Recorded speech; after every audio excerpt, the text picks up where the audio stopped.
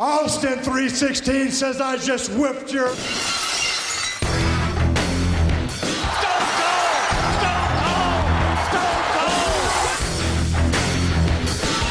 Sit there and call yourself the gorilla, yet you hee-haw out here like a jackass. What? I said shut up. You can kiss my ass. Kumbaya, my lord, kumbaya. What? And that's the bottom line, 'cause Stone Cold said so.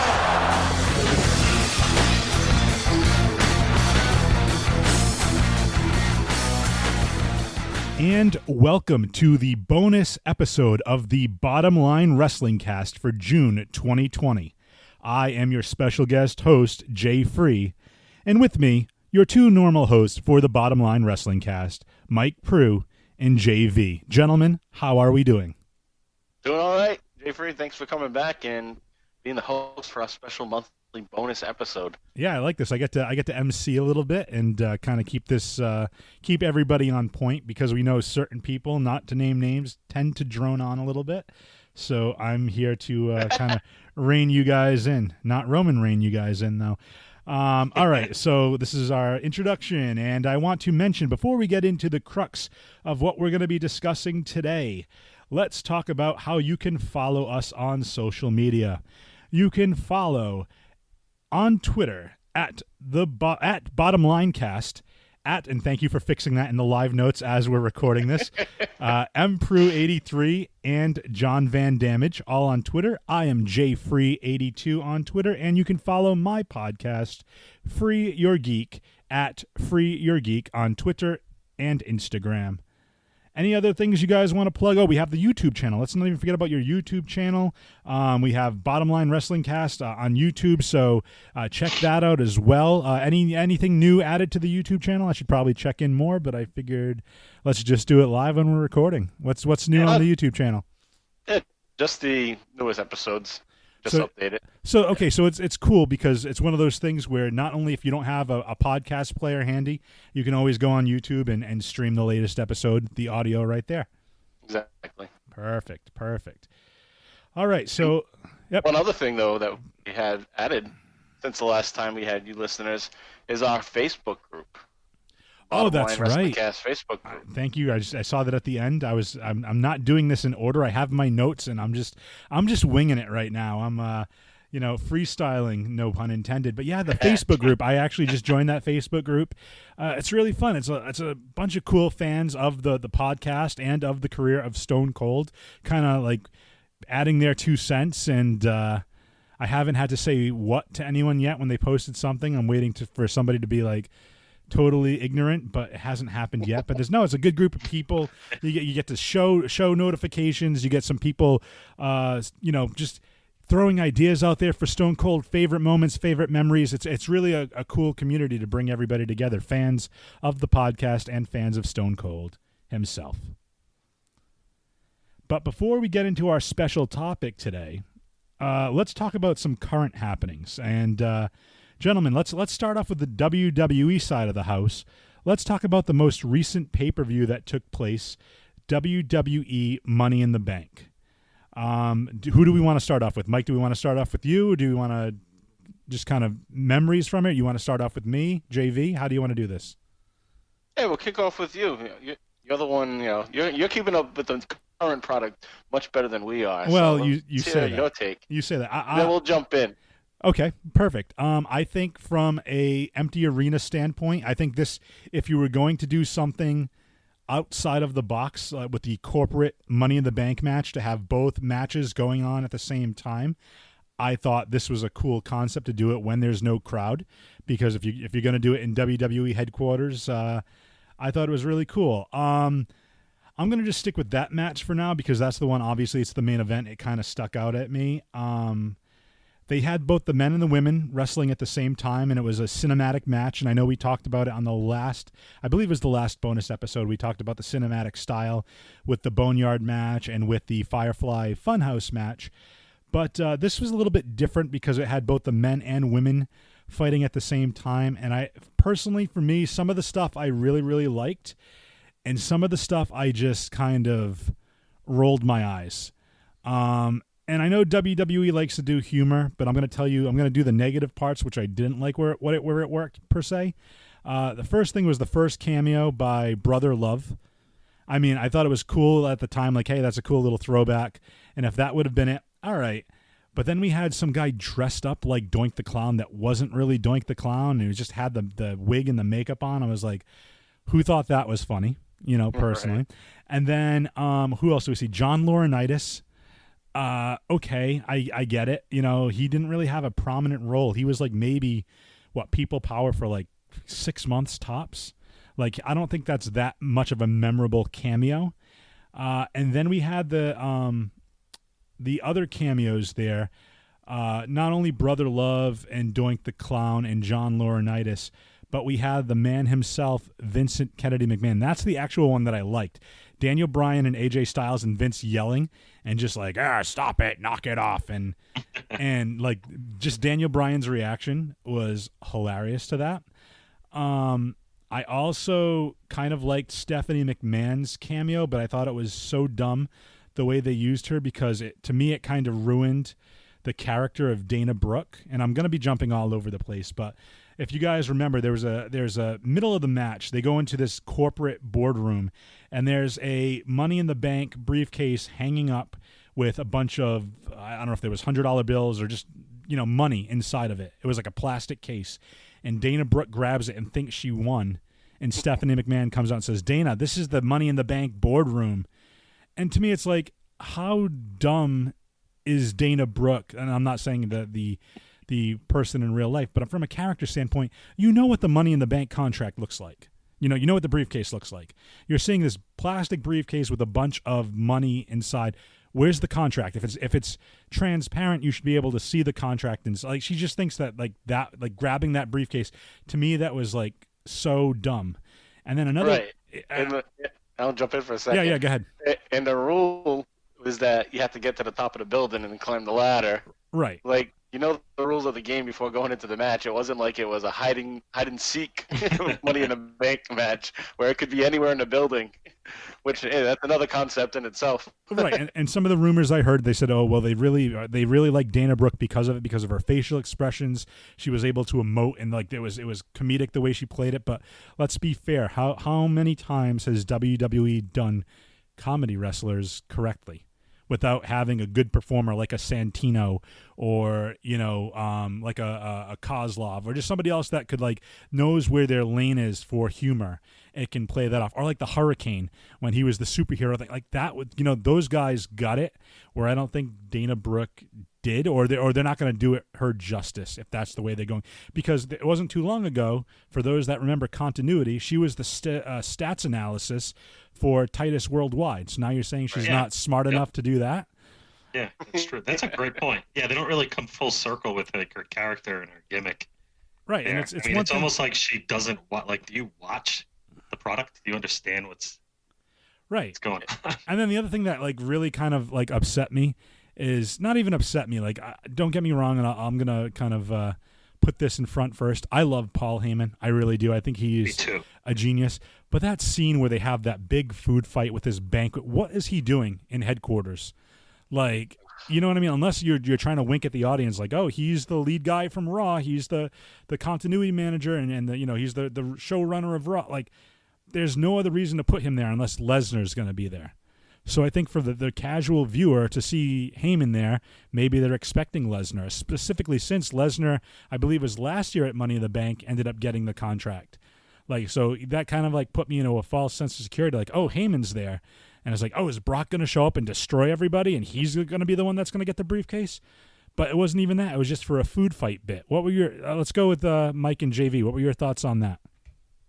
Well, what you said about them doing comedy wrong oftentimes is very true with this, where I think they're well-intentioned there to do some comedy. And I like the idea of the cameos because it's at the headquarters. So from a kid's perspective, you would think, oh, at the headquarters, at least this is what I thought when I was a kid. Oh, headquarters, that's where all the wrestlers are. And I want to go there and, walk in and see Stone Cold or something, So from the viewer, as a kid, you might think, oh, everybody is supposed to be there. It's like this crazy wrestling funhouse where everyone's hanging out and there's all shenanigans and there's a food fight. So the humor, I guess, is more gauged to kids. Right, but I want to debate that. I want to debate that, though. I got something to say. Go for it, JV. So this is why I have a very hard time getting through anything WWE lately. So they have all these comedy spots to try and get through to the children. So they're trying to, play it off like it's a children-themed, kids-themed show and atmosphere. Meanwhile, they killed people on the show.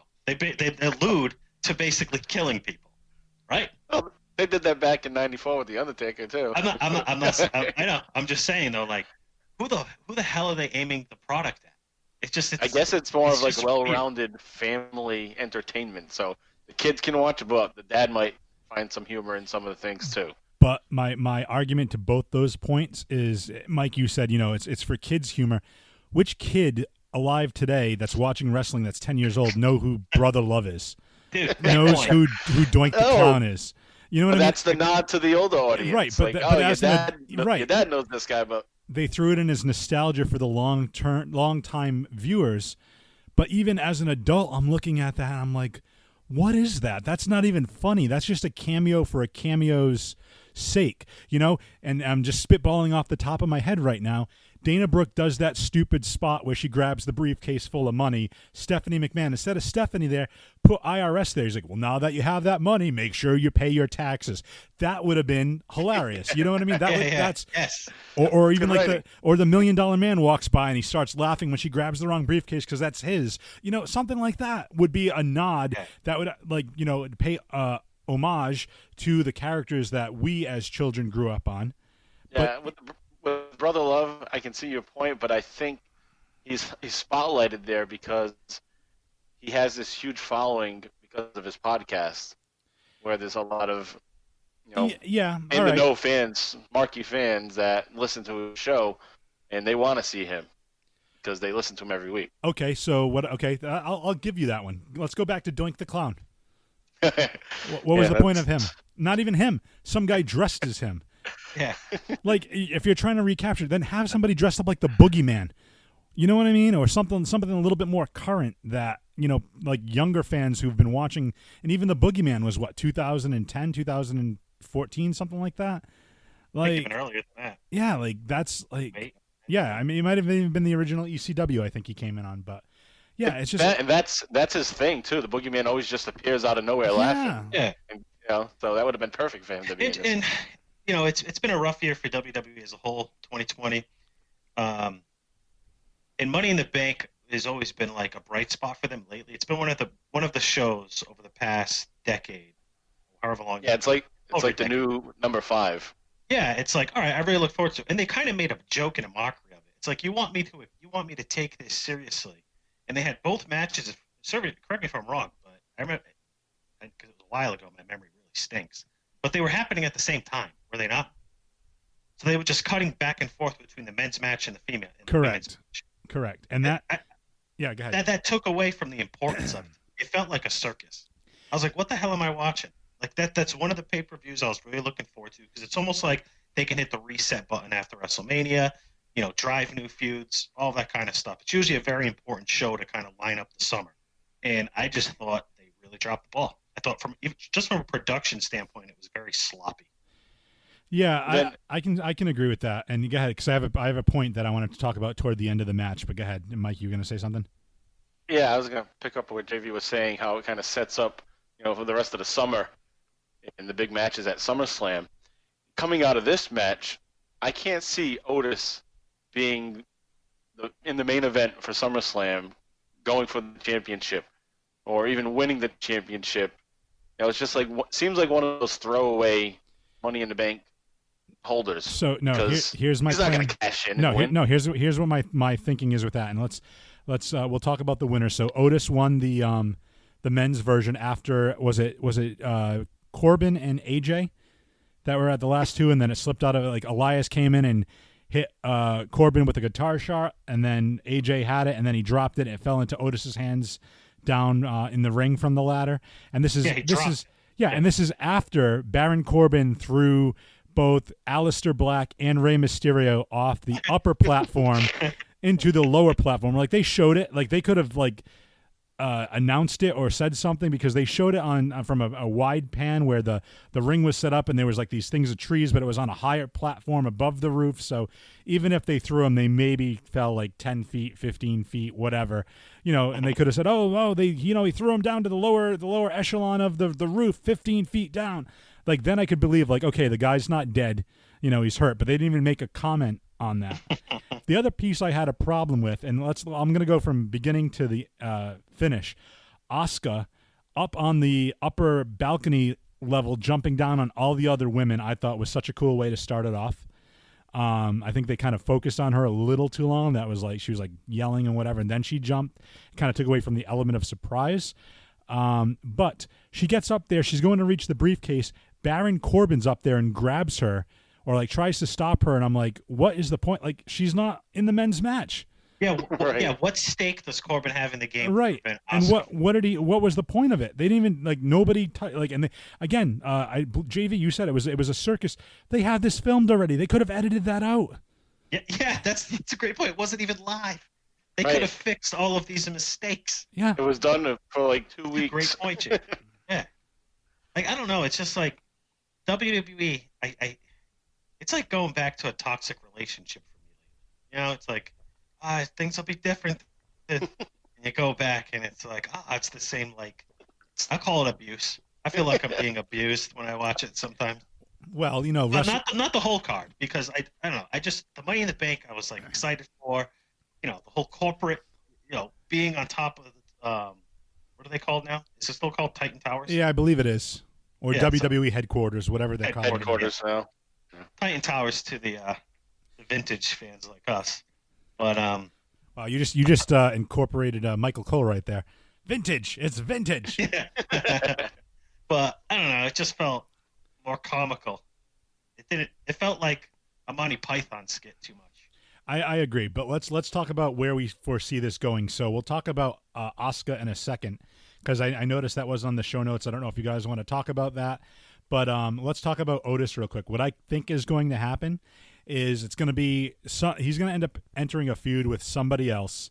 I don't think it's going to be Dolph Ziggler, but it's going to be somebody else that's going to try to do something or accost Mandy or insult her or something, and then he's going to challenge him. He's like, I have no reason to fight you, Otis. If you really want to get, like, if you're going to defend your honor, why don't you defend the Money in the Bank briefcase? And it's going to go to somebody else. Like, I don't know who, like, would do that. I don't know if it maybe, I don't think they'd bring in Matt Riddle, since they are moving him up to SmackDown. I don't think they'd put him in as a heel. But, like, I could see, like, a heel doing that. Maybe even, like, an AJ Styles or something. I was even thinking maybe like someone from Zelina Vega's stable there.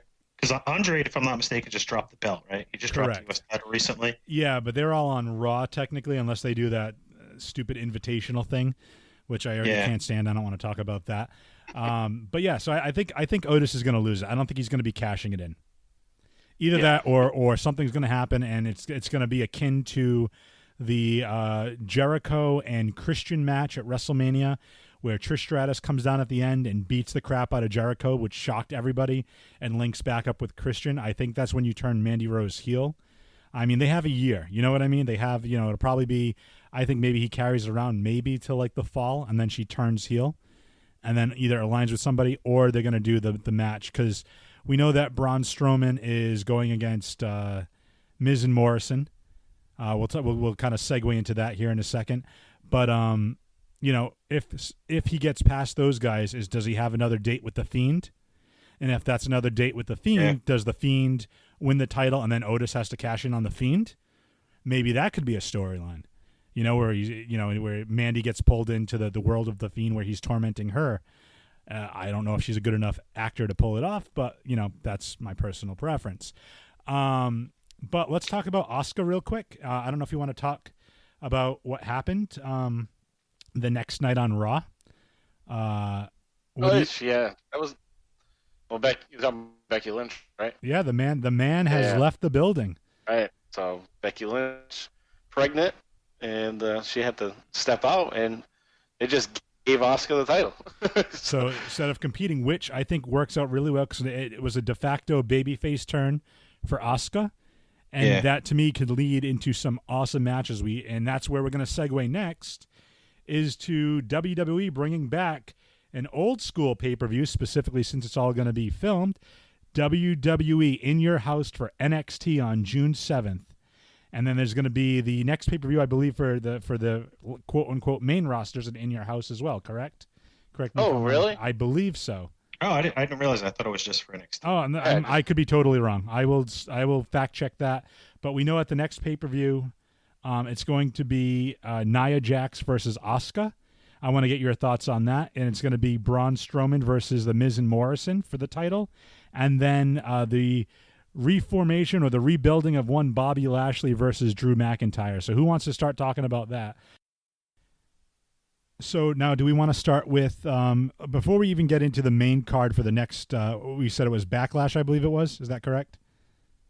Yes, Backlash is the next pay-per-view. But we're talking, there's NXT in your house, and we have some matches there. So who wants to talk about that? There's one match that looks really intriguing, and that's Adam Cole and Velveteen Dream, and I think it's some kind of like brawl gimmicky match. I'm not mistaken, a backlot brawl. Actually. So who do you think is going to end up? Do you think Velveteen Dream's going to win the big one, or I think Velveteen Dream's gonna win it here. Now, did you guys hear about the stuff he got into a couple of weeks ago? The rumors that were going out around him about him asking some underage girls and sending some stuff. Again, we never heard any follow up on that, so I'm hoping it's all false accusations. Who's this? Velveteen Dream? Yeah, supposedly. Yeah, I'd heard about that. He probably it was either like Snapchat or whatever, and he asked for like pics, and then he sent him one of him from below the waist, and she was like, "Dude, I'm in high school," and he's like, "Yeah, but send me some pics."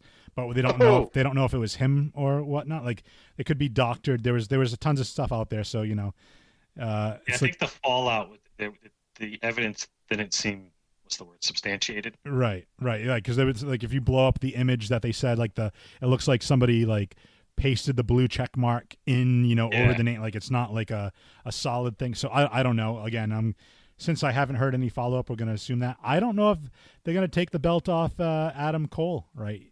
Yeah, I think they're setting him up to be the long. Yeah, I think he's already surpassed the longest reigning championship, right? Yeah, I'm not a fan of Adam Cole. Surprisingly, he's just not my type of wrestler. Okay. And I feel like, to me, and I don't know, people at NXT fans seem to love him. I don't watch NXT religiously as I used to, but I'm a much bigger fan of Velveteen Dream. I think he just brings a little bit more to the table than Adam Cole overall, especially from a character perspective.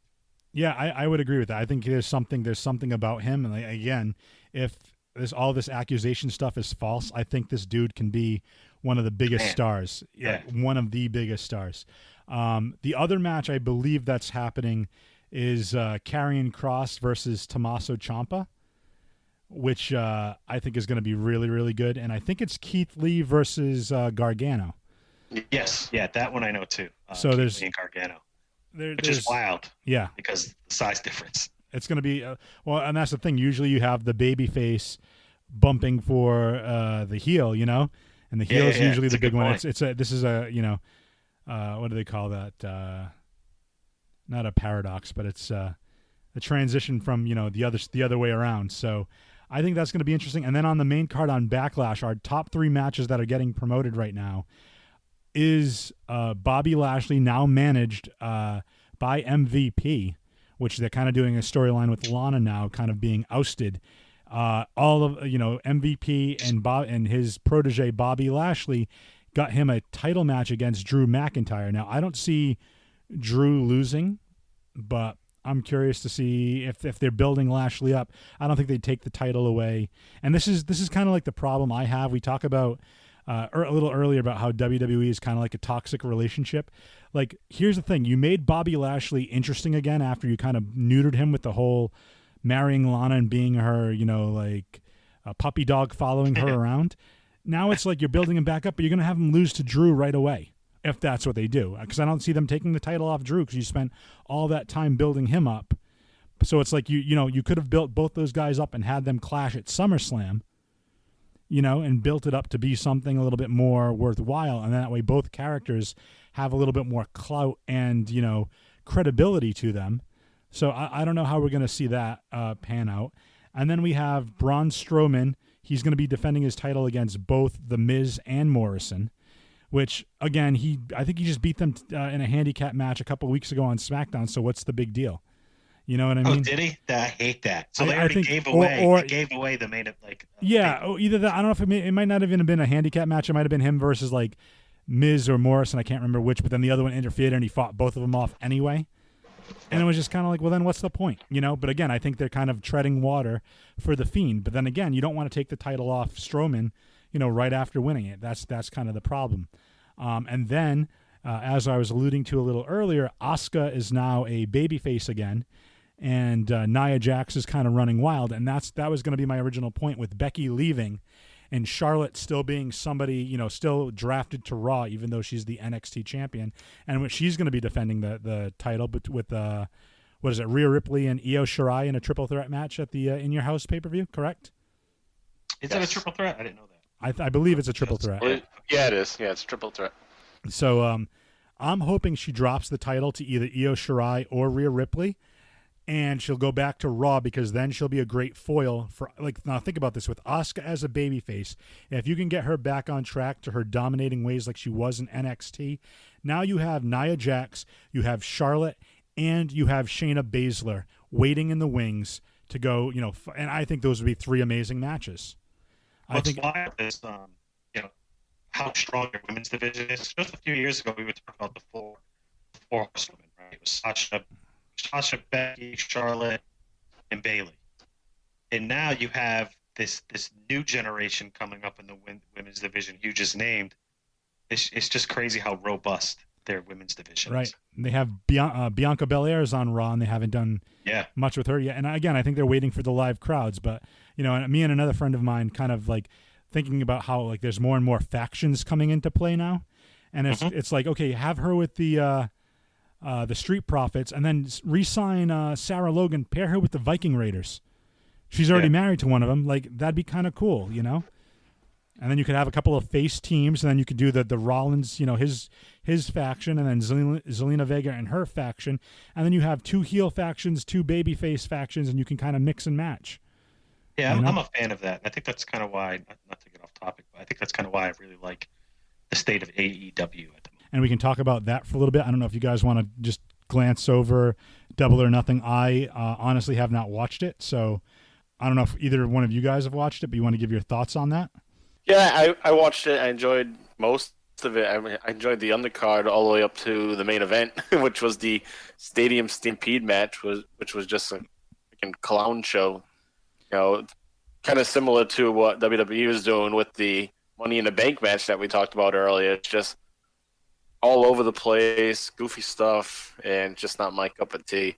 Some good talent in there. It's Matt Hardy and the Elite, which is Adam Page, Kenny Omega, what the fuck those Jackson brothers called? The Young Bucks. The Young Bucks. Against the Inner Circle. Right, the Inner Circle, which I really enjoy them. Sammy Guevara is awesome. He's hilarious. So I like him. Chris Jericho, of course, but I like Santana and Ortiz too. Tag team. Those guys are good. I'm gonna say this. I want to just say this off the riff, because I'm not gonna even worry about behind the scenes stuff. Since we switched audio, this is gonna sound way better. So for those listeners that were there at the beginning for the first 25 minutes, hopefully you stuck through it, and now you're gonna be hearing crisp and clear audio that we'll probably be recording in future episodes in this version. Yeah, no, I agree. I did hear some about the Stampede match. I heard it was over the top.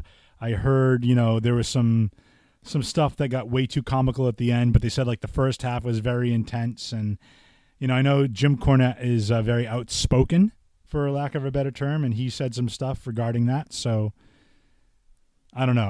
I think, the thing with AEW is they're doing fine just on their own. They don't have to necessarily mimic what WWE is doing, but at the same time, with a lot of this empty arena stuff, it's you kind of pigeonholed into what you can actually do.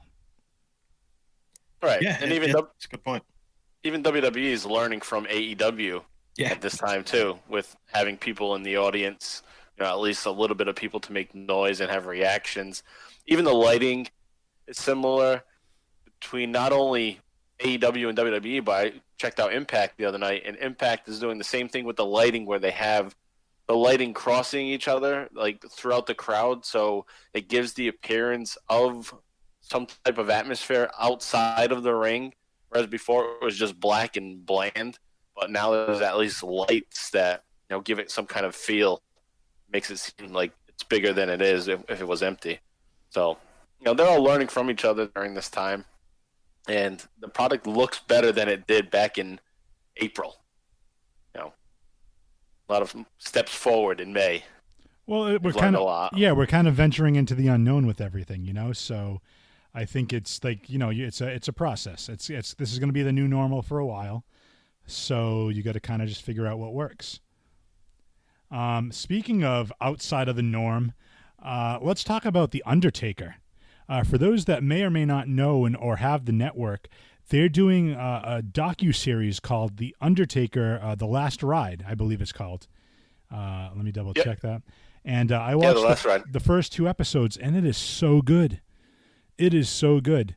And a friend of mine actually just got and it's a quick talking point, the WWE Network just released a free version of the network, which I don't know if The Last Ride is on there, but for those that might have that free version of the network, if it is, definitely check it out. Did you guys watch any of that? Are you all caught up, or did you watch? I started.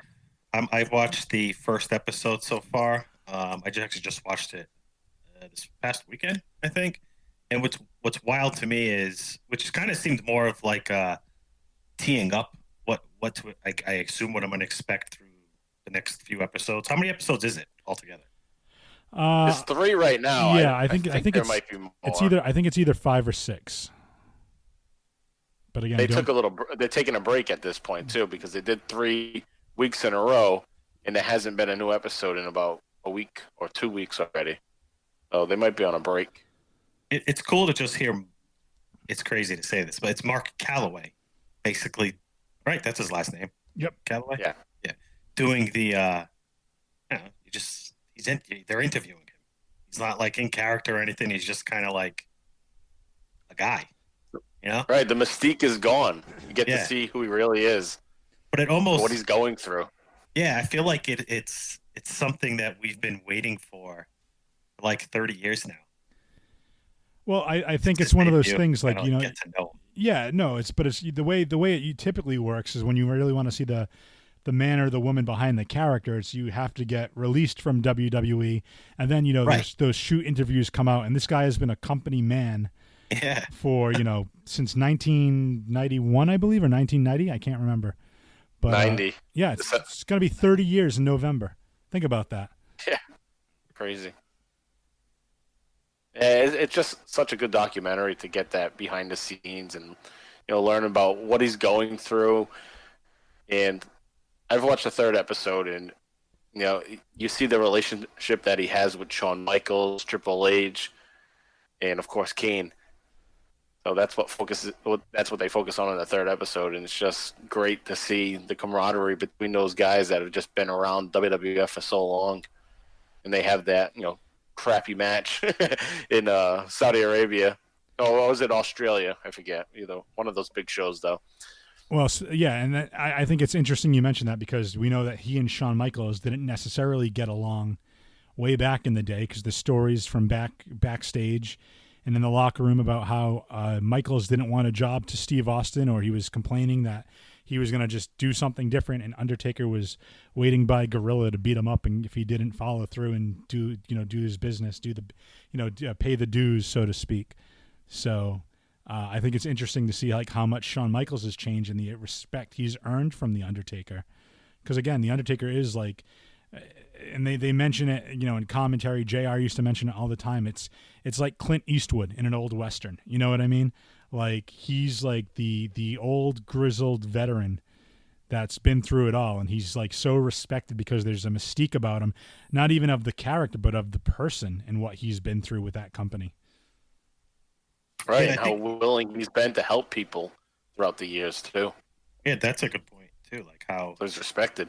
Yeah, like he could have used his power and been like a dickhead and kind of used it in a wrong way, in like a negative context when like working with, Right. He people that gave are the trying rub to to come so up. many Yeah, like to he so could have many held these people, guys like, back because they're a threat to his job, his longevity. But right, and even people that came back that were his opponents in the early '90s, like King Kong Bundy, Kamala, he's willing to work with them instead of being in the main event picture, just to help these guys make their return. yeah, I mean that's a payday for those guys. He's helping them make a living. Right. So definitely check out that docu-series. It's fantastic. And I have one question. Go for it. Which the listeners that haven't watched all episodes like I haven't. So does this go chronologically? Like, so after episode 1, does it like start like, all right, this is how? Like, does it start?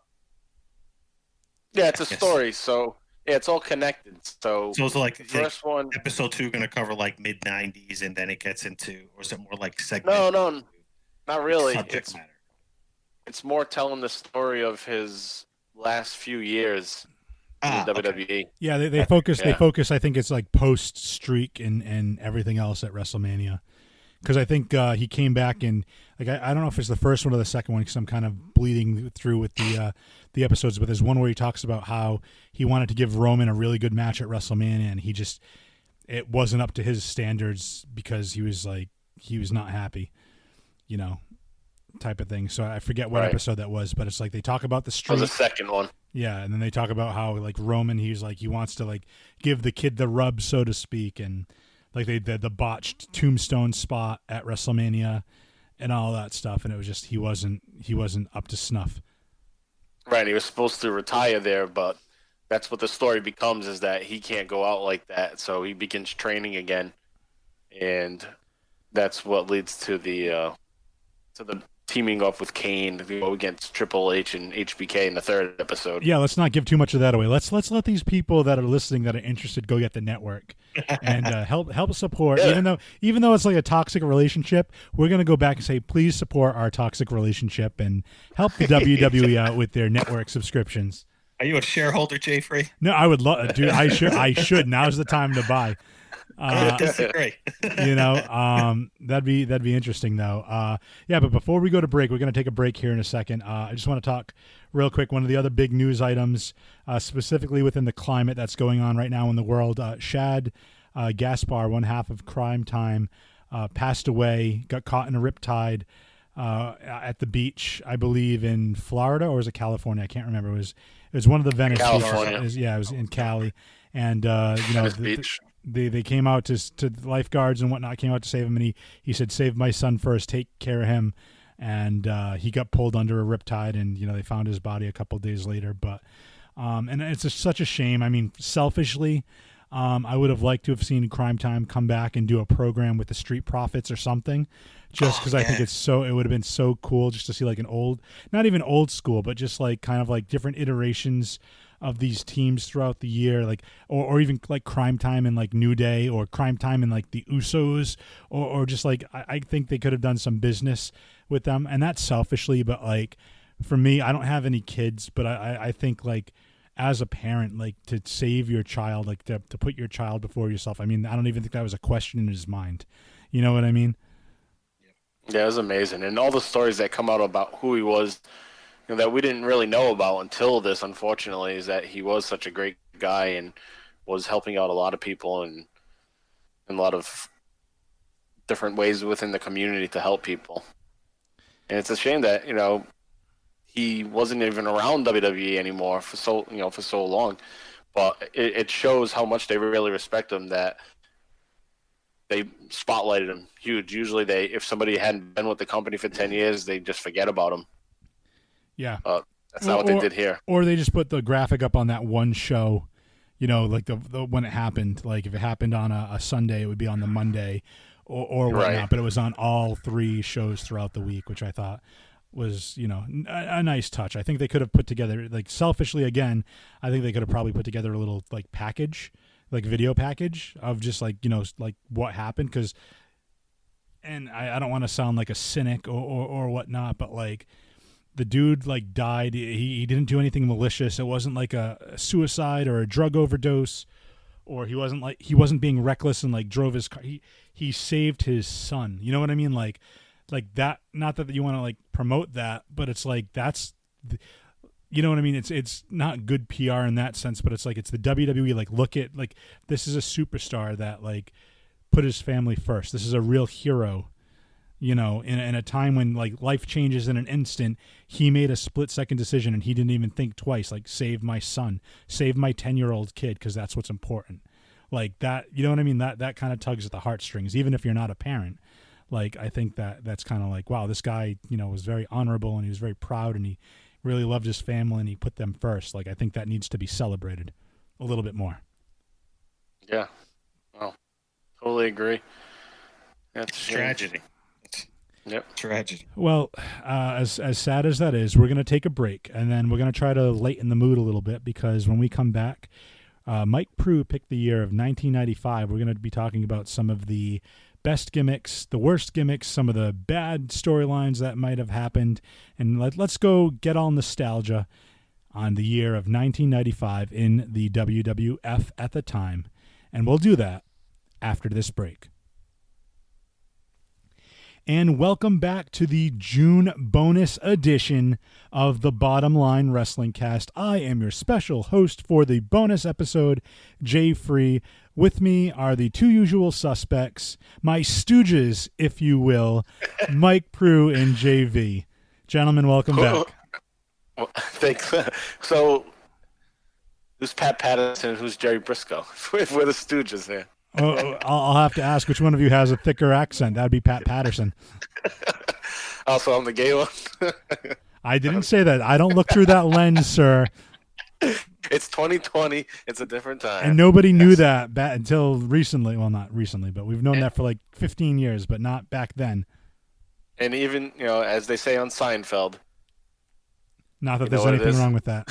Not that there's anything wrong with that. Exactly. Great episode, too. And then, you know, listen. Brings us back to that time frame. Yeah, I was going to say, this isn't the Seinfeld podcast, gentlemen. You know, no soup for you, because we're going to be talking about 1995 WWF. And Prue, this is your pick, so I'm going to let you kind of start off and like exactly why you particularly picked 95, its significance to you, and then we'll break down. We'll just do some quick highlights and some of the angles, the gimmicks, the baby faces, the best wrestlers. We'll talk all about that. But go ahead. I'll let you kick it off. All right. So the idea of the bonus show is that we're going to be doing different topics, and I was going to have the first pick, and I decided on 1995. So the idea is that, you know, in the months forward, Jay Free will have a pick for a topic, JV will have a pick for a topic. So this month is my pick, and it's 1995 WWF, and I got the idea because of the year that we're in now, 2020, and, you know, it sucks. You know, as Stone Cold has said numerous times, it sucks. And that's exactly what I wanted to go with. All right, what other year has sucked in wrestling? Because there are those few years that stand out as being some horrible years in the WWF. And that's what we're going to focus on, is WWF in 1995. And I thought 1995 was one of those years that, off the top of my head, a year that sucked, it's got to be that year. So let me also tell you how it has a personal connection to me. 1995 is a year that all three of us were in that wheelhouse of being wrestling fans, being young wrestling fans. I, for instance, was 12 years old in 1995. Jay Free, you're probably 13. I was 13, yep. 12 or 13. And JV, you were 10 or 11, right? So yeah, we're all right in that age group of being watching Raw on Mondays or watching Superstars on Saturday. So it's one of those time periods that stand out. I was a wrestling fan, and I had been a wrestling fan prior to that. So I know the difference between good and bad at that point. Because I watched a lot of wrestling through 89, 90, 91, then into 92. Then 93 sucked, and I stopped watching. Then I got back into it in 94. And it seemed a little better in 94, so I stuck with it. And then we got to 95, and then I realized, wow, this pretty much sucks. But I'm just going to watch it anyway. So I kept watching it. And actually, this is around the time where WCW started to get some more of my attention because of how bad WCW was. But 1995 is, an important year in my life. And because I went through something, kind of traumatic for a 11-year-old, a 12-year-old rather, during 1995, is that I got a form of pneumonia. And I don't remember the name exactly of it. It's kind of like, I think it's called empyema.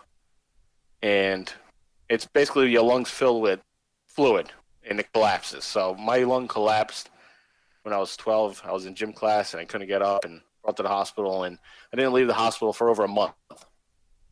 In February of 1995. So the one good thing that would happen is when my father would come to visit, he, knowing that I was a big wrestling fan, would tape all of the shows, whether it was Monday Night Raw, Superstars, even Challenge was still on at that point in our area.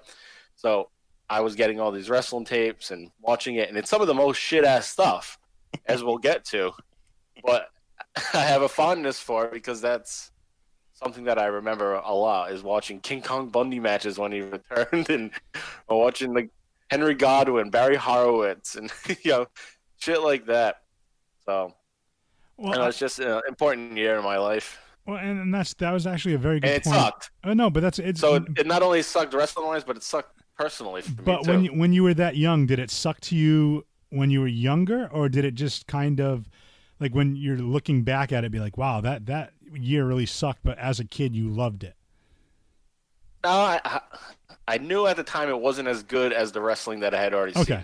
It was like a step down. I knew it at the time. Yeah, I was thinking about maybe drawing like a parallel between that and like even nowadays, like even though we as adults fans like might think it sucks, it might be awesome for the younger generations that they may not look at it with the jaded eyes that adults do.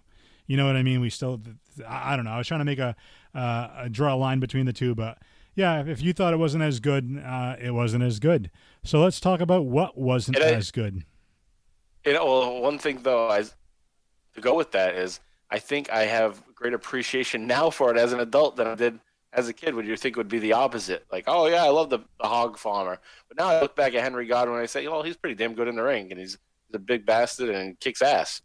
But at the time, I was just stuck on him being a pig farmer. Henry, why the hell is there a pig farmer wrestling? Farmer jeans on. Yeah, well, but again, that harkens back to, and we talk about that kind of now when we look at nowadays and we see somebody like an Aleister Black or like an Andrade or an Angel Garza, and we harken back to the days of like Eddie Guerrero and Chavo with Los Guerreros, where we see that, or we're talking about factions, like, and he was even the manager, Hillbilly Jim was the manager of the Godwins.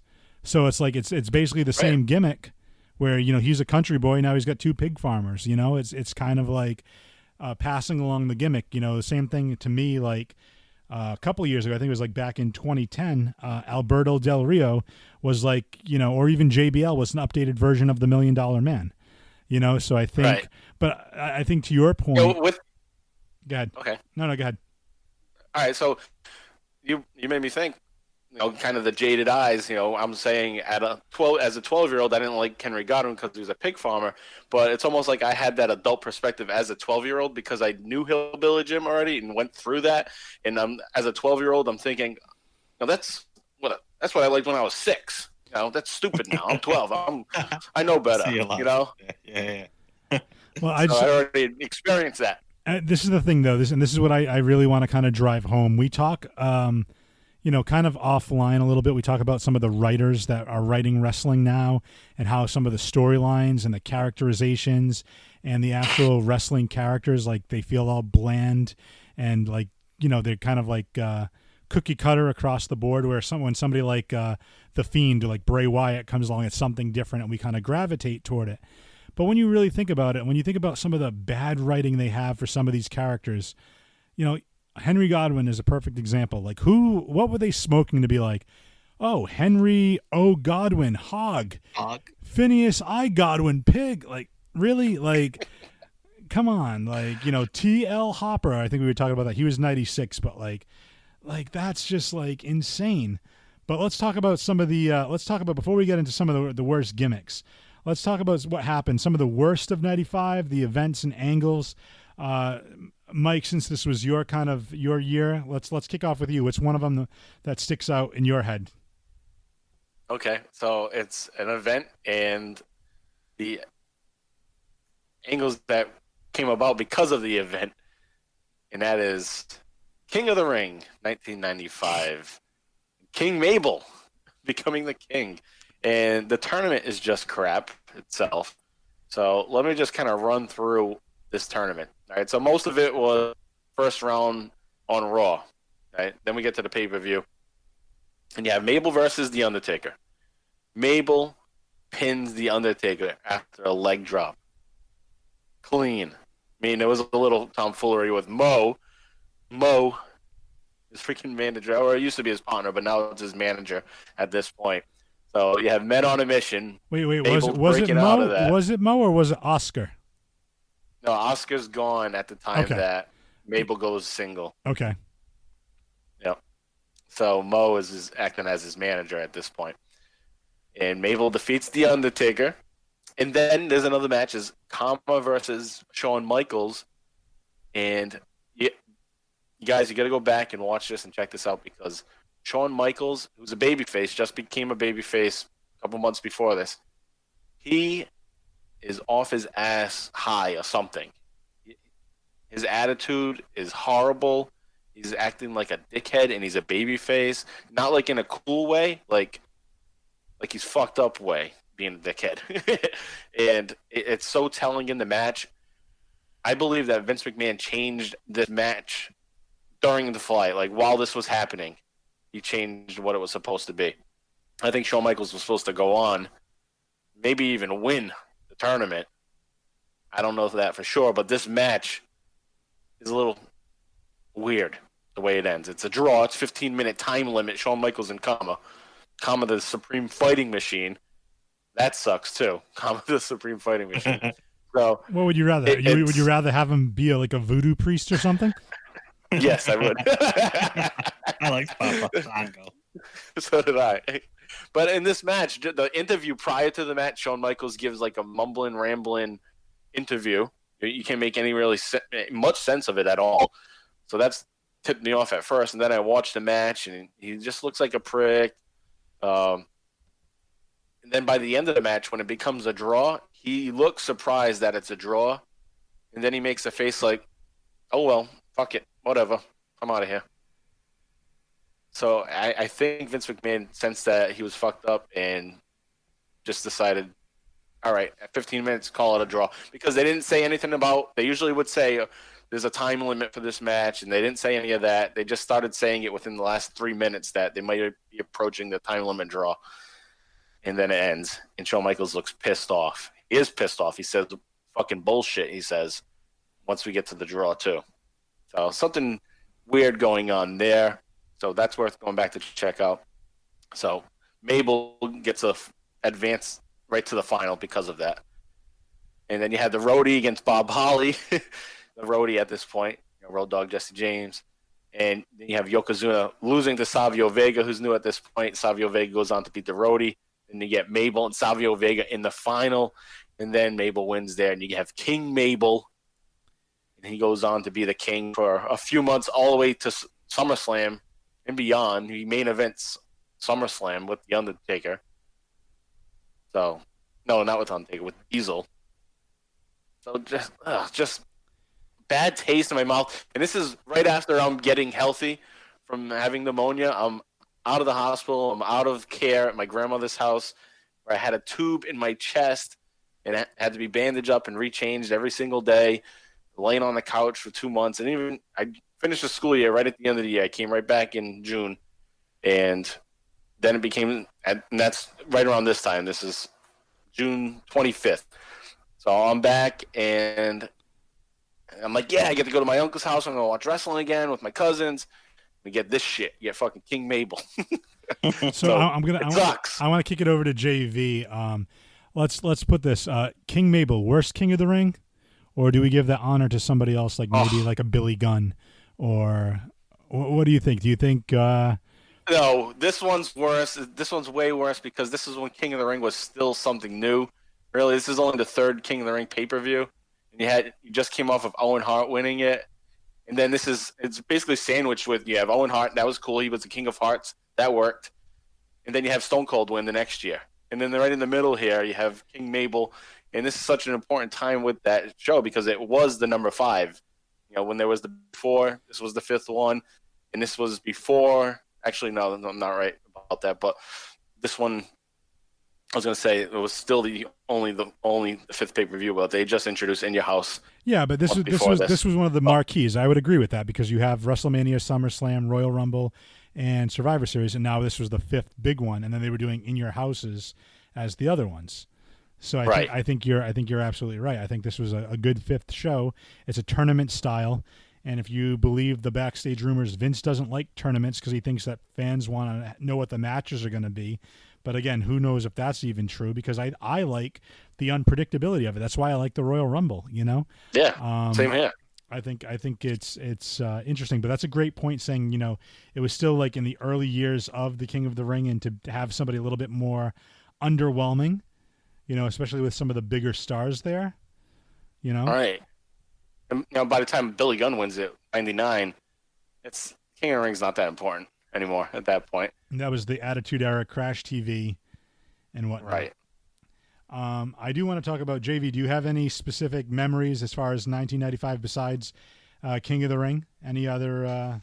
The Lawrence Taylor against Bam Bam Bigelow at WrestleMania. And I think it more has to do with I was a big Lawrence Taylor fan because I used to play a lot of Tecmo Bowl as a kid, and he was a very overpowered player in the game. So, and naturally, you heard about Lawrence Taylor, as a kid. He's greatest defensive player of all time. I had his trading cards back when trading football cards and sports cards were a thing. And dumb 10-year-old me wanted to see him against Hulk Hogan, even though I couldn't grasp the concept that Hogan. Well, it wasn't there either. That's what I'm saying. He couldn't wrestle him. You know what I mean? It wasn't. I didn't understand the business side of that yet. And I hated Bam Bam Bigelow. I never liked Bam Bam Bigelow. Obviously, as an adult, I respect the hell out of Bam Bam Bigelow. I understand he's actually a phenomenal athlete, especially for a guy his size. But so I remember being disappointed in that. I'm like, oh, Lawrence Taylor against Bam Bam Bigelow. I remember thinking that's stupid. Why ain't he fighting the Ultimate Warrior or Hulk Hogan or whatever the big star is, like Diesel or Shawn Michaels? It's a mid-carder in the $1 million corporation, Bam Bam Bigelow. And we talk about lackluster. Yeah, well, we talk about how everything kind of comes full circle. We saw a very similar setup to that match, wasn't it? The setup for that match wasn't Lawrence Taylor in the audience, and then Bam Bam Bigelow gets in his face. Yes. So that's what sets it up. Yeah. At Royal Rumble. Yeah. So fast forward years later, we have Stephen Amell sitting in the audience, and Stardust goes and gets in his face. And now he's not an athlete per se, but he's an actor on a superhero television show, and he's athletic in his own right. He does a lot of his own stunts, and you kind of take that storyline now, instead of applying it to a football player, you apply it to somebody that's in Hollywood. I think he just played Casey Jones in the Ninja Turtles reboot. There's a lot he had going for him, a lot of clout, and just to kind of see that angle again come full circle was pretty cool. But I agree. I think Bam Bam was chosen because obviously as adults we know there's a lot that goes into wrestling, and Lawrence Taylor, while athletic, it's a whole different skill set. You hear interviews with a lot of the other wrestlers, and they talk about how cardio is different. It's not like running on a treadmill. The wrestling cardio is different than, aerobic cardio and whatnot. So I think having somebody, such a veteran and a skill set for a big guy that would be believable against somebody like LT that you kind of worry about LT. Bigelow's a big dude, but to have that skill set to be a nimble, athletic, talented wrestler and go against LT, I think that was a brilliant choice. Yep, in hindsight, I think it was good, but 10-year-old me just couldn't grasp. Could you imagine LT versus LT and the Warrior or something like that? That match would be horrible. And LT, you couldn't put LT. would have been so bad. Right, and you couldn't put LT over because that's like those are your top stars. Hogan, Warrior, you know what I mean? Like, yeah, yep. So, I think the whole atmosphere of WrestleMania 11 is what makes me think that match sucks and that whole angle sucked. They're in Hartford Civic Center, and it's just so small and rinky-dink. There's like no pomp and circumstance to the event. It just looks like an episode of Raw with a WrestleMania banner, and you have this match. I don't know. I felt the same way with JV. It was it's Bam Bam, and Bam Bam's not even a main event guy, but this is the main event.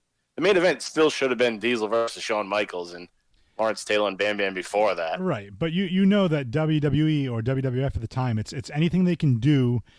You know, it's Vince always wanted to be bigger than wrestling too. You know, he wanted to be Hollywood, like even with Mr. T in the first WrestleManias, and even more recently, WrestleMania, not more recently, but you guys have covered WrestleMania 14, Special Enforcer Mike Tyson. Yes, he wasn't wrestling, but they put him in the main event. They incorporated, they kind of maneuvered him into the title picture to have him, be in the main event to get more eyes on the product. Anytime there's a celebrity, you're going to put that person typically on the main event, just to get people to buy the pay-per-view and to not like, okay, that's the guy I want to see. It's over with. I'm going to shut it off now. Sit through all of it, and maybe you become fans of some of the other wrestlers or matches or whatnot, so you become more ingrained into the product. I agree with all that, but somebody like Mike Tyson, even Floyd Mayweather, they have that huge mainstream appeal. Now, I'm not sure because we're from the Northeast. Is Lawrence Taylor on that level throughout the entire country that everybody would be interested in Lawrence Taylor? Well, he did play in New York. Right, he played in New York, and the show's in Hartford, so they kept it around the area. But what I'd say to that, people would be interested. What I would say to that and my argument to that would be, would ESPN pick it up? Would news outlets pick it up? And if the answer is yes, then that gives them the publicity that they want anyway. Right. Yeah, and when you're an athlete and you play in New York, you get a different type of rub around the country because media, the hub of media within the country is basically New York. Like they can, you know what I mean? It's either New York or LA. I mean, from a sporting perspective, you're right. New York is probably, the Yankees. You know what I mean? Like, the Rangers. It's like the Giants. Yeah, it's kind of like that. That's like the not necessarily America's teams, but like the Yankees are are pretty much the most popular baseball team. So like New York has that kind of like city of champions too. Another thing though is, with LT, it reminds me of what just recently went down with Gronk, where Gronk is a huge star here in New England, and he's known in the Northeast, of course. He's known throughout the country because he's on the Patriots. But is that a draw? People to want to see Gronk? A lot of people hate Gronk. A lot of people hate the Patriots. A lot of people maybe hated the Giants with LT. Right. But how many people would tune in and be like, "What the hell is this idiot gonna do?" Well, that's he's true. gonna this idiot, and I'm just using Gronk. I love Gronk, despite personal feelings on what's going on with him in Tampa Bay right now, us being from New England. But again, he's a big goofball, and again, a lot of the people don't like him. They think he's an idiot. How many people would tune in to be like, let's see what this idiot does in wrestling? Is he going to be, wearing underwear and running around like a moron? Whatever the stereotypes are. They tune in, they check it out. They'd be like, oh my God, these guys are like really athletic. Let me check this out a little bit more. Let me tune in again next week, and then it brings in new fans. I mean, I don't know how accurate that is now. I think even in today's day and age, and not to get too off topic, but everything's about streaming and hits now on YouTube and Twitter. And it's not necessarily ratings as far as TV goes anymore. It's like, oh, how many, that's why we were talking a little earlier about Bobby Lashley being in the main event of the next pay-per-view against Drew McIntyre, but his stuff with him and Lana and Rusev was the highest rated videos on YouTube. So that's getting more attention than some of the stuff that's happening on Raw. It's like people like drama and stupid stuff, I guess. That Jerry Springer, right. It's very easily disposable in 5-10 minute segments, so you don't have to watch the whole show. TV. Yeah, it's crazy. America loves the train wreck. But speaking of blonde women, One of the other areas that happened in 1995, Royal Rumble, my favorite pay-per-view, Pamela Anderson was there to escort the winner, and then that carried into WrestleMania, where she was accompanying Shawn Michaels, and Jenny McCarthy was used to accompany Diesel. And I think we were talking about this a little bit before. Pamela Anderson, like as gorgeous as she is, couldn't give two shits that she was at WrestleMania. It was a payday for her. At least Jenny McCarthy looks like she was kind of getting into it and having some fun with it and showing more personality. I don't know what you guys feel about that, but let's talk about that real quick. Absolutely. Jenny McCarthy basically stole the show and really outshined Pamela Anderson to the point where I think, in my mind, or maybe other wrestling fans that saw this, realized Jenny McCarthy is really the hot one between these two and had much more personality. She was on MTV Singled Out, and she was the funny co-host on that show at that time. And Pamela Anderson revealed herself to be somebody that has a stick up their ass. And that's how she came off, not only at WrestleMania, but even at Royal Rumble, where she makes her first appearance. And it's after the Royal Rumble match where Shawn Michaels wins, and Shawn Michaels a heel at this point, but Pamela Anderson's in there to congratulate him. And Shawn Michaels tries to dance with her, and she backs away into the corner and doesn't even try to entertain the thought that he's going to dance with her. And I'm pretty sure I did hear some podcasts, I think probably it was Bruce Pritchard, but I think Pamela Anderson and her relationship with Tommy Lee was happening at that point, and she didn't want to do anything to make Tommy Lee upset at this time. So she didn't even play into the character of HBK being this sexy boy. Now, correct me if I'm wrong. I want to kind of switch and segue a little bit. 95 Royal Rumble. Let's talk about something good that happened. If memory serves me correctly, that was the first Rumble where only one of Shawn Michaels' feet that we see in every package since then, every year, only one of Shawn Michaels' feet has touched the floor. Is that correct? Yeah, that was awesome. That's correct. So for all the negative stuff, think about how that moment in 1995, here we are, 25 years later? Even going into the Rumble, that is still used in all the video packages. So if we're taking some good moments out from 1995, that precedent was set and then think about all the stuff we got since that happened with, both John Morrison, Kofi Kingston, Naomi doing all these crazy spots, saving themselves from the Rumble by doing all these intricate spots. That wouldn't have happened, if it were not for that moment in 1995. Right. And I mean, it gets played out, obviously, and you come to expect those spots in the Royal Rumble. So they're not a surprise anymore. It's just another trope, if you will, in the Royal Rumble. Not this year. Kofi got whooped by Brock Lesnar. Yeah. Well, that was a whole different thing too. So I like the Royal Rumble this year because of that. Because Brock Lesnar took out the first 15 people. Because I think they got to the point they're like, what else can you do? Let's break off from this. This thing every year. It's becoming too consistent and too predictable now, which I give them credit for. Yeah, and you're right about the Shawn Michaels spot, but also remember that the year before they did another funny kind of ending, and that was pulled off perfectly too. Was Bret Hart and Lex Luger landing at the same time, and they both fell out and hit their feet at the same exact time. Now, was it at this point we were talking about you were getting more interested in WCW? Is this 95? Is that when Luger jumped over to Nitro? Or is that 96? Yeah, September. So that was another moment. That was another cool moment. Again, depending on what side of the aisle you want to sit on, but we want to talk about, not just the worst moments. How cool was it to see this is what the start of oh my God, what's going to happen? The Monday Night Wars, even though it wasn't really considered that until the NWO, but just to have Luger, who you still think is a WWF guy, showing up on Nitro, that's insane too. That's another crazy moment from 95 that I think doesn't get enough love. Right. And that changed the game too, because at that point you're tuning in to Nitro or even Raw to see what kind of surprise there might be. And that's one of my favorite things in wrestling is the surprise or anticipation of a surprise. And I think that's one thing that our generation gets upset about is that there's not as many surprises anymore, and we always look for one, and we get disappointed when we don't have it.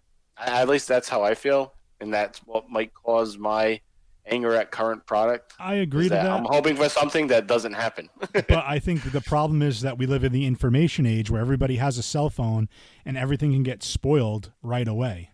You know, I think back to when the Hardy Boys returned at WrestleMania a few years back. Like there was already speculation, there were already signs in the crowd because some people knew, what was happening. They were already in on it. You know what I mean?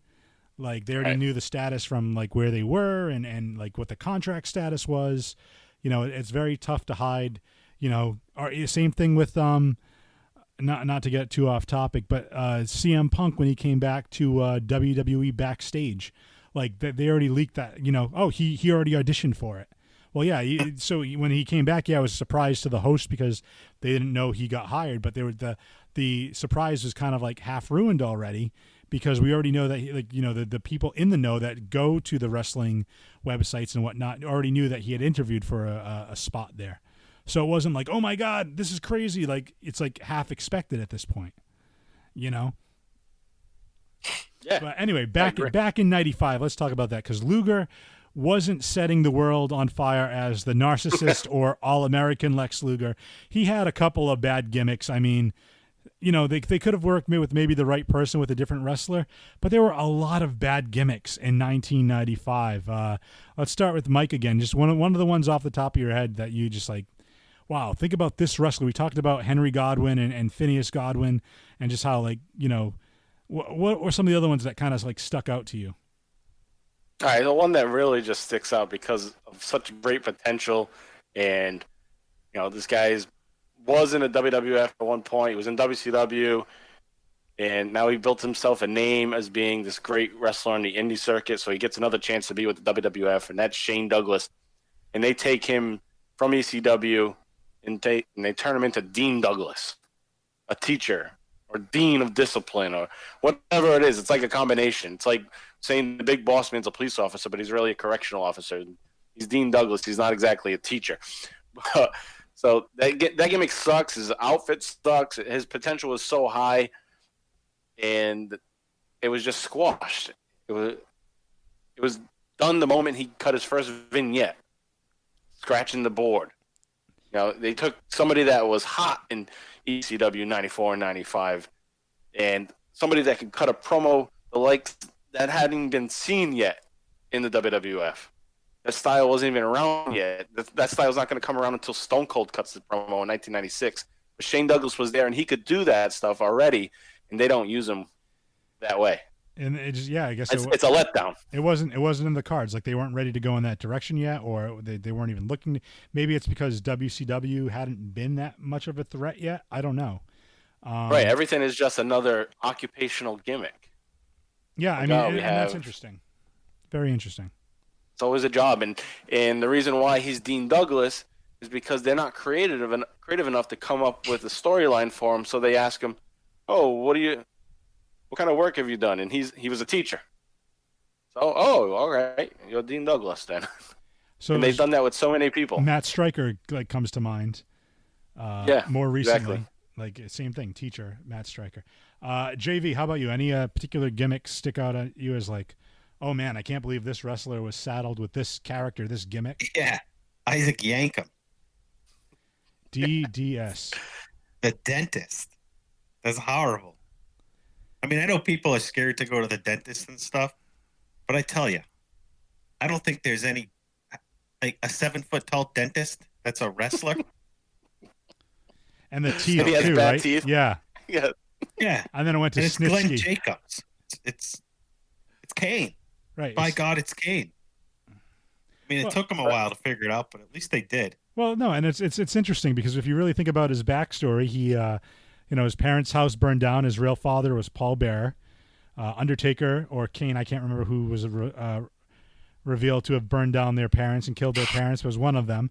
And then Kane went insane, was locked in a basement for a while, hooked up with Katie Vick, decided to leave that, go to college, become a dentist, turned his life around. Then he said, hey, you know what? Diesel left. I think I'll pretend to be him. Then went away and then came back and said, you know what? I'm going to just be the Undertaker's brother who was badly burned, but it's only psychological scars. It's not real scars. And my real long hair is actually not real hair. It's a wig. I'm really bald underneath. Have we gone through all the iterations? But well, from there, he learns he learns a lot over the years in the WWF as Kane, and he goes back to his roots. He remembers that he's an educated person. He went to dental school, and now he's going to take his education a step further and learn politics and become the mayor of Knoxville. Yeah, and they kind of put that Katie Vick thing under the rug too. It kind of works out perfect. Every politician has his bones in the closet, and Katie Vick was one of them. There you go. For me, just looking at some of the list here, one that sticks out that, not that I think he's a superb wrestler, but I think he's a decent wrestler. And because we're from New England, specifically the southeastern Massachusetts section, the Portuguese man o' war, Aldo Montoya, wearing the jock strap on his face, he reinvented himself in ECW, became just incredible. Again, I think he's a good, maybe even upper mid card wrestler, but saddled with a gimmick like that, it was just horrible.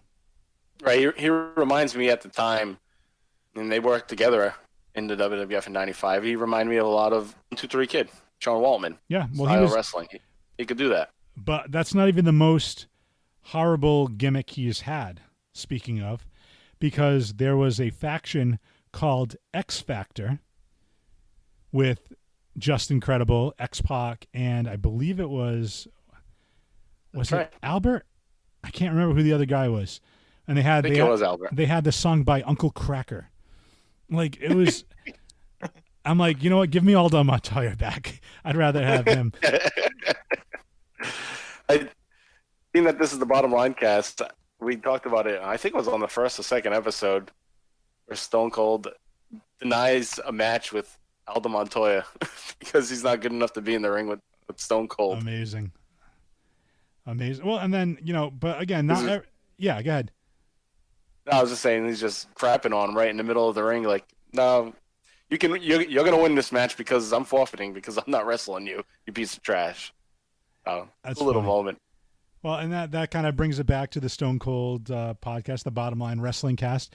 But we also have some best of. We don't want to crap on everything. There was some good stuff. JV, how about we'll start with you? Anything jump out at you as the best of 95? Or something you really enjoyed in 95? I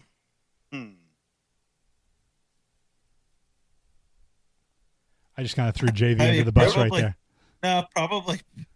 I won't go that route. There is a lot of good. Yeah, Gold Dust.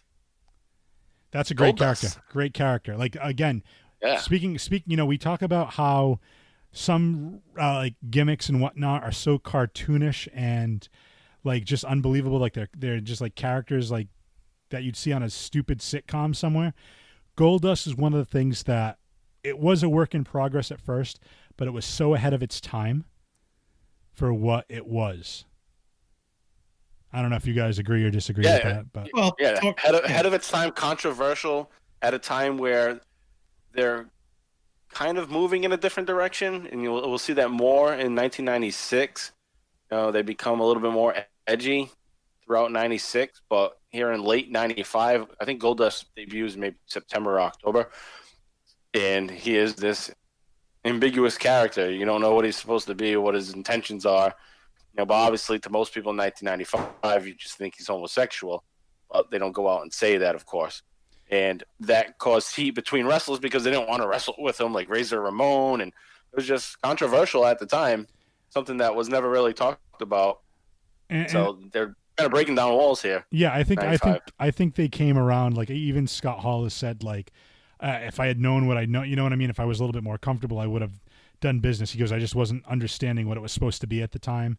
But yeah, I remember Dustin Rhodes had an interview a while back where Vince was pitching the idea. He's like, yeah, pal, you're going to be androgynous. And Dustin's like, yes, sir, that sounds great. And then after he left the meeting, he had to get a dictionary and figure out what androgynous meant, which is like, typical. He was Awesome. given crap and legitimately turned it into gold. Well, and made a ton of money. Yep. You know what I mean? Was a draw for multiple promotions, and still a draw today. And one of the things he's up there. Oh, sorry to cut you off. No, good. Go ahead. I was gonna say he's up there as one of the best original characters that they've ever created with the Undertaker. The Undertaker is obviously number one best character they ever created, but Goldust is right there in that conversation of their best creations. I agree, and I The think longevity, the character, well, that's what I was going that to say. portrayed the character. Well, we talk about the Undertaker. We talk about the different iterations of the Undertaker, going from like the Deadman to like the Satanist Undertaker to like, the Phantom Undertaker with the Phantom of the Opera mask to the Satan Undertaker to the American Badass, back to like almost like the cowboy Clint Eastwood Undertaker. He's reinvented his character so many times, similar to Jericho, and Goldust has done another one as well. Think about like how he started off with the whole controversial type thing, and then when the Attitude Era came around, he went, no pun intended, balls to the wall. With like the ball gag in his mouth and all the weird neon colors and the whole time. And then he came back again, through his other stints. He did the stuttering gimmick, which was hilarious. Him and like the comedic tag team with Booker T. And then I think it was him and R-Truth for a while. Like he's done stuff where the characters changed up a little bit. And I just think that kind of leads to that longevity. Plus, he's really, really good. He's I think another one that people don't really realize how skilled he is in the ring. Yeah, he's excellent in the ring. It was such a nice grab for them to get from the WCW. And do you guys know the story of why he ended up in the WWF? Well, did he get in a fight with his father?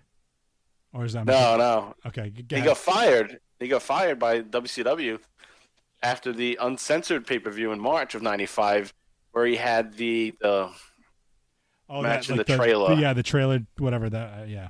Oh yeah, on the moving truck or whatever. Truck, yeah. And I remember that. Of all pay-per-views, uncensored, where you think it's supposed to be, uncut and anything goes, and they're all extreme style matches. They were given the order not to bleed, and driving in a truck going like whatever it was going, 50 miles per hour, 45, whatever it is, and they're worried about these guys bleeding on camera. The hell with their safety of being on the road, having a match. You guys better not bleed.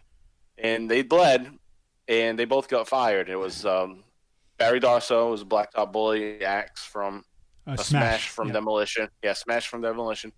And Dustin both got fired the next day, very next day. And then think about that. Then fast forward 1 to 2 years, you have Dustin in the backlot brawl match with Roddy Piper. And, you talk about how horrible that trailer match was, whatever they called that. And then you go from that to, like, again, similar to as like a cinematic match that we're accustomed to now. But even like the backlot brawl was kind of brutal. And there was a little bit of blood on that because they were spoofing the O.J. Simpson thing with the Bronco with the, So, but I just think about that and I laugh. I'm like, how do you do something so like universally panned to something so different and get people talking about it, good, bad, or indifferent, with him and Roddy Piper, and controversial for a totally different reason. But and the reason why they had that match is because Razor didn't want to work with him. Razor was supposed to be in that match. They got Roddy Piper last minute to replace Razor. That's one of my favorite matches of all time. It's fun. One of my personal favorite. I know it's probably not on many people's lists, but I'll always remember that. I just thought that was so fun. The time me and my brother had watching that match, I will never forget the feeling. We were just like amazed, laughing the whole time, just getting a kick out of the OJ footage. And if I'm correct, I believe it was split throughout the night too. Right? Yeah, they kept cutting back to the match. Brawl. The match was like an ongoing event, that was cool. Really. Yeah, no, and that's the thing. It's interesting. Like you can take that same wrestler and the gimmick or even just like the idea and the vision for what you want the match to be. It can lead to many different types of results, which that was one of them. But switching gears, Mike, how about you? What's another moment that sticks out in 1995, whether it be a moment, a wrestler, a match, What do you think? Oh man, I mean, if we're saying some of the best of 1995, I mean, this one's obvious, so I kind of don't want to say it, but I don't want to leave it off. So I'll say it anyway. It's the ladder match, the sequel to the ladder match. It's SummerSlam 1995 ladder match between Razor Ramon and Shawn Michaels, and this ladder match was, I believe, way better than the WrestleMania 10 one. It just had a different dynamic, a different feel. It was babyface versus babyface, and they just went at it. This is the first time that a ladder match had two ladders brought into the match. So you get the dueling ladders, both people trying to climb up. And just a great match. Unfortunately, it had a kind of a poor ending because Shawn Michaels was misplacing the ladder and he wasn't able to reach, so he had to set it up a couple times while Razor is just waiting outside the ring, not getting in the ring when he probably fully could go back in the ring. But Shawn Michaels had to attempt to climb the ladder twice in order to grab the belt. And you can see his frustration when he finally gets it. Because, that's the time of Shawn Michaels being a dickhead, is 1995. But hell of a match. I went back and watched it not too long ago. Throughout this whole month of May, leading up to this bonus, I actually went through every pay-per-view. 2 a week. Got through them all.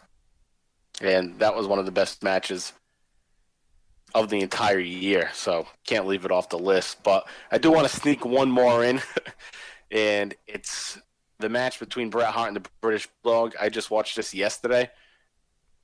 This is right up there as being the best match of the year with that ladder match. Bret Hart versus British Bulldog. It's a hell of a match. It's from In Your House in December, which is called Season Beatings.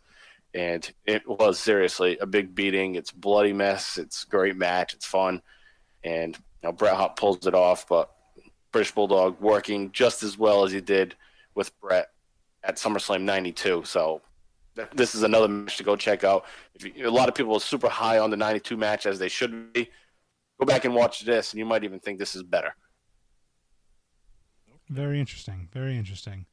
The matches, again, for the talent you had, were great. And we were talking about Goldust a little earlier, and how, so if I'm going to pick one, I could say, from the 13-year-old version of Jay Free when Sunny debuted, I would be like, absolutely. Oh, yeah. I met her years and years and years ago, and she was still, gorgeous. This is probably, 2005, but obviously, things happen, and she's kind of a hot mess right now. But we talk about characters that are ahead of their time. Here's somebody that was in the WWF for what seems like a cup of coffee, and the character was so ahead of its time that it didn't even really come back into fruition until somebody else took those same traits and made it into their own. And I'm talking about the leader of the Wyatt family, Bray Wyatt. But there was a gentleman by the name of Waylon Mercy, and he was like this preacher, Southern Baptist, whatever, swamp leader. And he was so ahead of his time that I don't remember any match he's had. I don't remember even a promo he cut, but I remember what he looks like. And that's, to me, I don't know. To me, it's like that's that sticking power. I don't know how you guys feel about that. Oh, Waylon Mercy is awesome. Go back and listen to his vignettes. They're just so cold, calculating. He's kind of what early Stone Cold was. I fully believe Stone Cold, he never says this, but I feel like part of his character of Stone Cold, that early Stone Cold, that Stone Cold killer, is coming off of Dan Spivey's Waylon Mercy, which was just only 7 months before Stone Cold came around. Because it's eerily similar, the promo style. Even Dan Spivey to me looks like Stone Cold. I could see that. I just think it Yeah, had. I see the visual comparison. Yeah, this face. Yeah. Yeah. Another thing that's great about Waylon Mercy is his music. His gimmick. I don't remember if you guys remember his gimmick, but he's a Southern gentleman, nice guy. Every match, he'll shake the opponent's hand and be all nice and kind. but once the bell rings, it like triggers him, and he goes nuts. Then when the bell rings again, at the end of the match, he's back to being a nice guy, like he didn't do anything wrong. It's interesting. That's fucking awesome. Yeah, they take because they did something kind of similar years later with Festus, where the bell would ring, he would be all crazy, and then the bell would ring again, and he'd be back to like being a simpleton. Like it's right. kind of like, hey, like start off with you think you're going one way, oh, we're gonna flip, or even kind of, and I don't want to liken Dan Spivey to somebody like Eugene, but like kind of like you see him as one type of person, then during the match it's a totally different person, and then after the match you kind of go back to the person you thought you knew. You know what I mean? Like he starts off as one thing, the bell rings, he's a cold, calculating character, and then he goes back to being that nice Southern gentleman right after the fact. Yeah. And one little extra tidbit about Waylon Mercy, because, as we were recording this, in the background, I like to just be able to look up and have something on. So I figured, I'll put some 1995 wrestling on just to get the feeling of 1995. And Waylon Mercy made his debut on the episode that I had on. I had Raw from July 3rd, 1995 on, and Waylon Mercy makes his debut there. And he wins a match against Jeff Hardy. Oh, wow. Jeff There's a Hardy, little tidbit there. enhancement talent at that point. Yep. Yeah, he The must have been blonde young, hair, too. non-distinct tights. Yep. He had to be like 16 there, right? Because I know they lied about their age. But Yeah, how the hell? Yeah, I'll go look right now. Real quick. Jeff Hardy. GTS. And that doesn't stand for go to sleep. That stands for Google Google that stuff. He was 18. Was 1995. he? In 95? Okay. 18. Actually, at this point, he wasn't even 18 yet. He was 17 years old. Yeah. So in that match. I remember they lied about their ages to get Jeff in. I think he was like an enhancement talent against like Razor Ramon or something like that, or like Vader or whatever. And he was like a 16-year-old kid, which I think is hilarious. Wow. So Waylon Mercy took down a 17-year-old boy in his first match. Again, that's the type of and I just think I think it was just a unique character, way ahead of its time, and they could have done so much more with it. But yeah, that's kind of our feelings for 1995 in a nutshell. Any last remarks before we kind of wrap up and get out of here? No. I think that was fun. A fun conversation going back to 95. I'll be remiss, though, if I didn't mention one guy. And of course. Doc Hendricks. You can't talk about 1995 and not mention Doc Hendricks. So there's my mention of Doc Hendricks. So you're doing an honorable mention for Michael P.S. Hayes with basically no character change, just a different name change. Yeah, just a haircut and a name change. There you go. There you go. Well, P.S. Doc Hendricks is an honorable mention. Yeah, exactly. No pun intended. All right. Well, thank you, guys. This has been the special June edition of the Bottom Line Wrestling Cast. Again, make sure you follow the show on Twitter at Bottom Line Cast. Follow Mike at MPrew83 and JV at John Van Damage. Check out their YouTube channel, and then check out their Facebook group. Look them up. Join the group. See some cool posts by different Stone Cold fans, and then if it suits you, check out For Your Geek on Instagram, Twitter. Check out our podcast. We got some stuff coming up, and other than that, let me just see what we have for notes here. Thank you guys for listening. What's next week's topic, guys? Let's talk about next week's show. Next week we're continuing on into February of 2001, so we're on our way to No Way Out, and there's currently an order between Stone Cold and Triple H not to have any physical contact with each other. Otherwise, there'll be severe suspensions. There'll be a suspension of Triple H for 6 months, and Stone Cold will lose his title shot at WrestleMania 17. So that's what's been going on, and that's what we're heading into. And there's going to be a difficult situation for Triple H and Stone Cold next week when they actually have to team up and go up against the. So they're going to be. Go ahead. They're going to be on opposite ends of the match at one point, but now they have to team up. Exactly. So we'll see what that leads to, and also the stipulation for the No Way Out match is yet to be determined. So there's going to be a lot of that going on, and what the match will be. There's actually matches to to determine what the stipulation is going to be. The guys are going to have proxy wrestlers fight for them. It's all kinds of strange shit going on. So check that out next week on the Bottom Line Wrestling Cast. And That'll be this Wednesday. I assume this episode will come out before next week's episode. You think so? Yeah, I think it should drop within the next, as of this recording, within the next 2 days. Okay. Yeah. So next Wednesday. Yeah, check it out. That's episode 75 coming at you. And then you guys also do the ECW stuff for the Patreon side of the house, correct? Yep. So we do Booking the Territories Patreon, the $5 tier. We do the Extreme ECW live cast, and the episode that just came out this week. It's bi-weekly, so there's not a new episode until the next week, until a week from now. And we've just covered April of 1994, April 12th and April 19th. So that's where we're at, and we're heading into the summer, which is going to bring a lot of change in ECW. That's when they become Extreme, and Shane Douglas, who sadly became Dean Douglas, tosses down that NWA title and says, this company's been dead for 5 years. ECW is the next rising star here. And so we'll get into that soon, so can't wait. Very cool. And then I will be joining you guys for the bonus episode for July. I don't think we have a topic picked up yet for what we're going to do. But no, not yet, but who wants to pick? So this was mine. One of you guys. So do we want to do it? Do we want to do a year, or do we want to do something different? Anything, yeah. Could be any topic. I just went with a year because of 2020 sucked. So we don't always have to do years. We can do something different. Maybe do a year in a few months from now. All right. You know what? I'll pick a topic. I don't know what I'll have to rack my brain up a little bit, but I have an idea for some stuff. So I'll pick a topic for the next bonus show.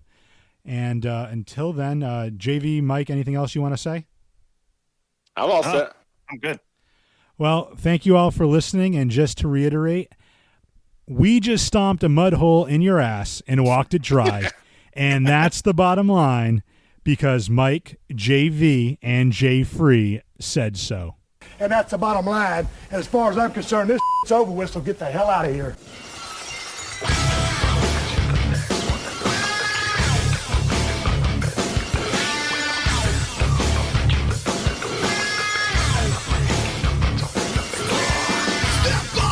The next one, and I'm gonna kill you. Don't believe it, but I'm betting that you will. Stop, no, I'll let you live a little bit with the pain that I bring. You know it's only the beginning.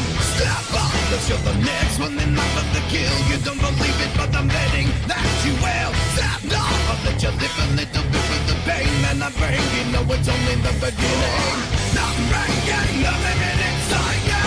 Stop making someone to hide you. I'm breaking the limit inside you. Stop making someone to hide you. I'm breaking the limit inside you. Stop making someone to hide you. I'm breaking the limit inside you. Stop running away, bring it on.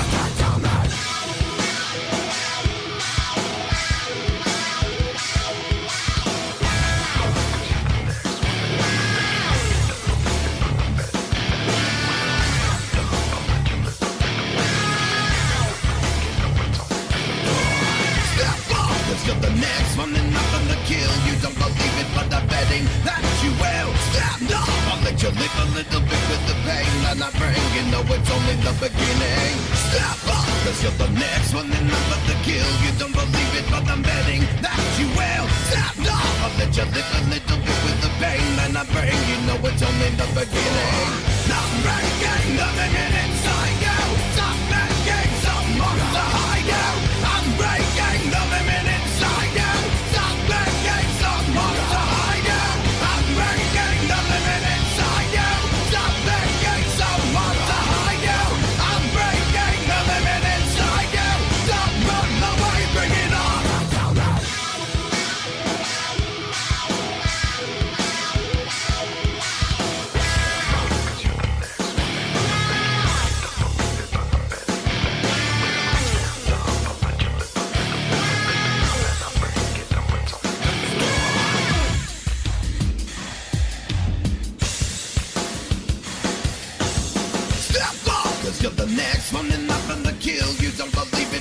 betting that you will stop. No, I'll let you live a little bit with the pain that I bring. You know it's only the beginning. Not breaking nothing inside you. Stop making some monster hide you. I'm breaking nothing inside you. Stop run away, bring it on.